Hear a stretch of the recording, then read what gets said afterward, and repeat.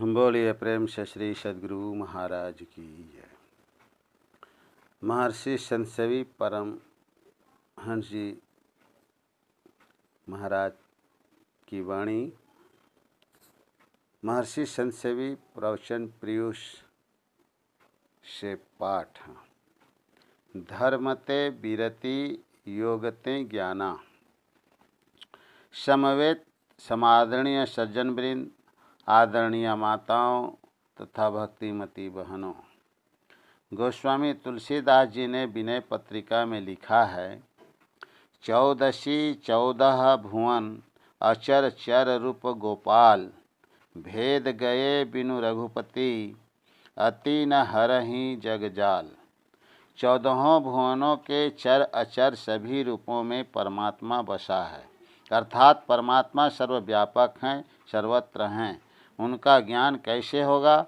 जब तक द्वैत भाव रहेगा उसका ज्ञान नहीं होगा। जब अद्वैत अवस्था को प्राप्त करेंगे तभी उस सत्य स्वरूप परमेश्वर का साक्षात्कार होगा। यह दुमका जिला संतमत सत्संग का 14वां वार्षिक अधिवेशन है।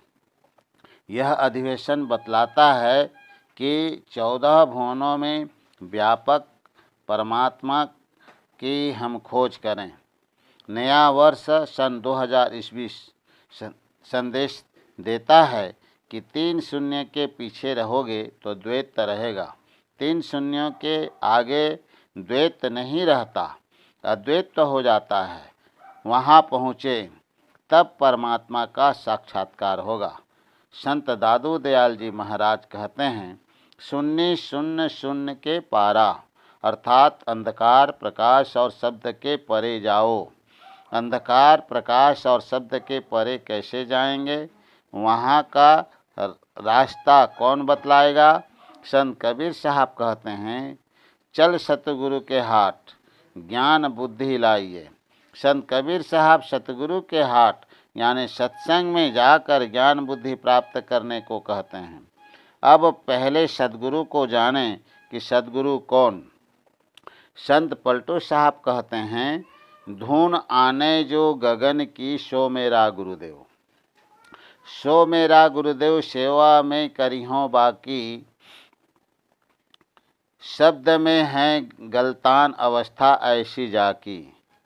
निस्दिन दशा अरूढ़ लगे ना भूख प्यासा, ज्ञान भूमि के बीच चलत हैं उल्टी श्वासा। तुरिया सेति अतीत शोधी फिर सहज समाधि, भजन तेल की धार साधना निर्मल साधी। पलटू तन मन वारिये मिले जो ऐसा को, धुन आने जो गगन की, सो मेरा गुरुदेव।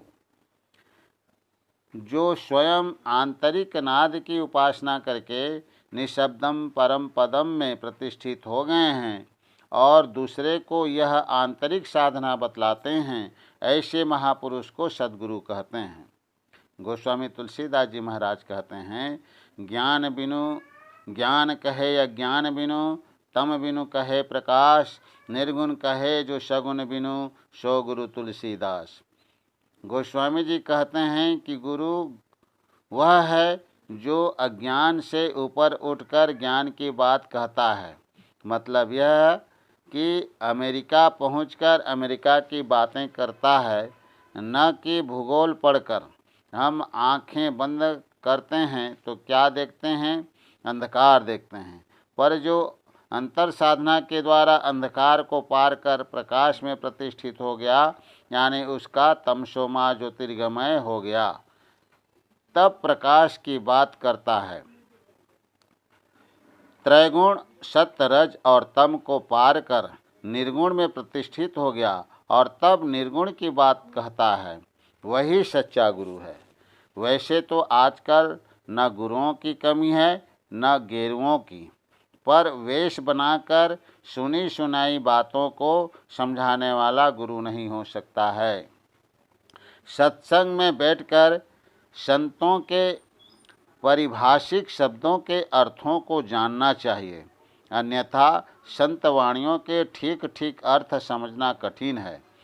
कल्याण के एक अंक में कबीर साहब का एक पद्य छपा था, मोरे जियारा बड़ा अंदेशवा, मुसाफिर जइहों कौनी ओर। उसी पद्य की एक पंक्ति है, सतपुरुष एक बसे पश्चिम दिशि, तासों करो निहोर। इसका अर्थ किया गया था, चूँकि संत कबीर साहब एक मुसलमान परिवार में पाले पोसे गए थे, इसलिए उन्होंने पश्चिम कहकर मक्का को इंगित किया है।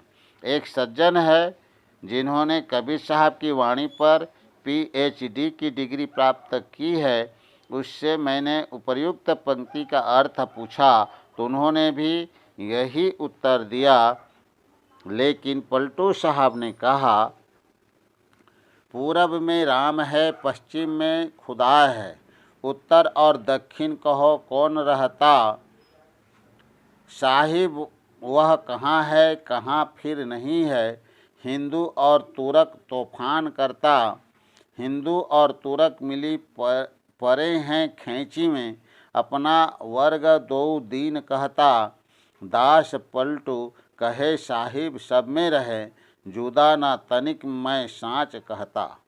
वह परमात्मा हर जगह एक रस है। जैसे बाहर में 4 दिशाएं हैं, उसी तरह अंतर साधना में 4 दिशाएं मिलती हैं। यहाँ पूर्व का अर्थ है प्रथम का, पहले का।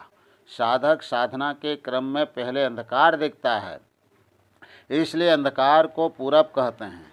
पूरब का उल्टा पश्चिम होता है और अंधकार का उल्टा प्रकाश होता है, अतः प्रकाश को पश्चिम कहते हैं। उसी तरह संत वाणियों में निशब्दम को उत्तर और शब्द मंडल को दक्षिण कहकर संबोधित किया जाता है। अंधकार में अज्ञानता रहती है, प्रकाश में ज्ञान होता है। राधा स्वामी साहब ने कहा है, इस नगरी में तिमिर समाना, भूल भरम हर बार, खोज करो अंतर उजियारी, छोड़ चलो 9 द्वार। हमारे गुरुदेव महर्षि मेही परम जी महाराज कहते हैं, इस तन के 9 द्वार में पूर्ण अंधकार, श्रुत फंसी है मझार, भजो सत्य गुरुए। जब तक अंधकार में रहेंगे, भूलें होती रहेंगी और दुख पाते रहेंगे। इससे निकलने का यत्न करना पड़ेगा। सिर्फ प्रकाश की बात कहने से प्रकाश नहीं मिलता। बचपन में हम इकाई, दहाई, सैकड़ा, हजार, लाख, करोड़ सब पढ़ लेते हैं, पर 1 पैसा माँ बाप से लेकर गुरुजी को देते थे, प्रकाश की बात करते थे, पर देखा कुछ नहीं। यह कौन ज्ञान है? गोस्वामी तुलसीदास जी कहते हैं, ज्ञान कहे अज्ञान बिनु। यह कौन सा ज्ञान है? उन्हीं के शब्दों में हम कह सकते हैं, धर्म ते विरति योग ते ज्ञाना, ज्ञान मोक्षप्रद वेद बखाना। ज्ञान तो वह है जो मोक्षप्रद हो, शरीर और संसार के समस्त बंधनों से मुक्त कर दे। शास्त्र कहता है, ज्ञानान मोक्ष मवाप्नोति तस्मान् ज्ञानम परात् परम। जिस विद्या से दैहिक और भौतिक तापों से मुक्ति मिलती है, हमारा आवागमन छूट जाता है, वह वास्तविक विद्या है। इसके लिए संत कबीर साहब कहते हैं कि सतगुरु की हाट में जाइए और ज्ञान बुद्धि लाइए। सतगुरु ज्ञानी हैं, इसलिए ज्ञान देंगे। आप कहेंगे कि हाट में सौदा खरीदते हैं तो दाम चुकाना पड़ता है, तो क्या यहाँ भी दाम चुकाना पड़ेगा? हाँ, दाम चुकाना पड़ेगा। क्या दाम चुकाना पड़ेगा? यह कबीर साहब बतलाते हैं, गुरु से ज्ञान जो लीजिए, शीश दीजिए दान, बहुतक भोंदू बही गए, राखे जीव अभिमान। शीश दीजिए दान, अपना अहंकार गुरु के चरणों में समर्पित कर दीजिए। ज्ञान की यही कीमत है। वेदांत के 4 प्रकार के ज्ञान बतलाए गए हैं, श्रवण, मनन, निधिध्यासन और अनुभव। जो इन चारों ज्ञानों में निष्पन्न होते हैं, वही सद्गुरु होते हैं। आप भी पहले श्रवण ज्ञान लीजिए, एकाग्रचित्त होकर सत्संग की बातों को सुनिए। यदि तन सत्संग में रहे और मन संसार में भ्रमण करता रहे, तो आप आध्यात्मिक लाभ से वंचित रहेंगे। इसलिए गोस्वामी तुलसीदास जी ने कहा, मन तो रमे संसार में, तन साधुन के संग, तुलसी याही वियोग ते, नहीं लागा हरि रंग। और संत तुलसी साहब ने कहा, सखी सीख सुनी गुनी ठाठ बांधी, ठाठ ठठ सत्संग करे। सत्संग में जो भी सुनो उनका चिंतन करो और गांठ बांध लो, तब सच्चा सत्संग हुआ। सत्संग में श्रवण की हुई बातों पर विचार करना, चिंतन करना, यही है मनन ज्ञान। जब इस मनन ज्ञान को कल्याणप्रद समझकर हम अपने आचरण में उतारने लगते हैं, तब जो ज्ञान होता है वह निधिध्यासन ज्ञान कहलाता है। निधिध्यासन ज्ञान की परिपक्वता के अनुभव ज्ञान उत्पन्न होता है, यही ज्ञान की पूर्णता है। इस स्थिति में ज्ञाता, ज्ञान और ज्ञेय की त्रिपुटी समाप्त हो जाती है। इसी स्थिति के बारे में गुरुदेव ने कहा है, हम प्रभु प्रभु हम एक ही होई, द्वंद्व और द्वैत रहे नहीं कोई। साधना में इस उच्चावस्था में जीव और ब्रह्म के बीच द्वैत पूर्णतः समाप्त हो जाता है। साधक ब्रह्म को पहचान कर ब्रह्म ही हो जाता है। इस उच्चतम लक्ष्य की प्राप्ति हेतु सदाचार पूर्ण जीवन की बड़ी आवश्यकता है। जो पाप कर्मों में लिप्त हैं वह अध्यात्म के मार्ग पर एक पग भी नहीं चल सकता। कठोपनिषद में आया है, नावीरतो दुश्चरितान्ता शांतो नाशमाहितः, नाशन्तमानसो वापि प्रज्ञानयनमाप्नुयात्। अर्थात जो पाप कर्म में निवृत्त नहीं हुआ है, उसकी इंद्रियां शांत नहीं हैं, और जिसका चित्त असाहित या अशांत है वह उसे आत्मज्ञान द्वारा प्राप्त नहीं कर सकता। जो व्यक्ति पाप कर्मों में विरत रहते हुए गुरु प्रदत्त ज्ञान के आलोक में नियमित रूप से साधना करते हैं, उनका जीवन धन्य है। श्रोताओं की ओर से श्री सद्गुरु महाराज की जय की ध्वनि। ओम। यह प्रवचन महर्षि संत सेवी परम जी महाराज का यह प्रवचन दुमका जिले के 14वें वार्षिक महाधिवेशन प्रातःकालीन सत्संग के अवसर पर दिनांक 12/1/2000 ईस्वी को हुआ था। शांति संदेश दिसंबर 2007 ईस्वी। बोलिए प्रेम से श्री सद्गुरु महाराज की जय।